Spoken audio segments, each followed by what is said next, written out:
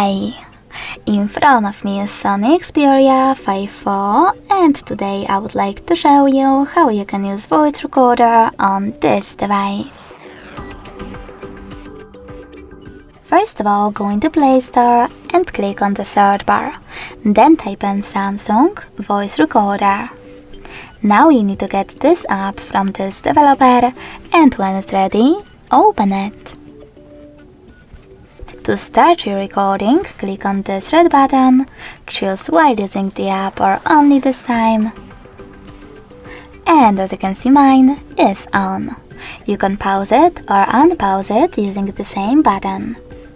In order to add a bookmark, click on this left icon when recording is on, type wherever you wish to or not at all, and choose OK. You can also stop your recording, click on this X one, and delete it right away by choosing delete in the pop-up. If you wish to save it though, click on the check mark on the right.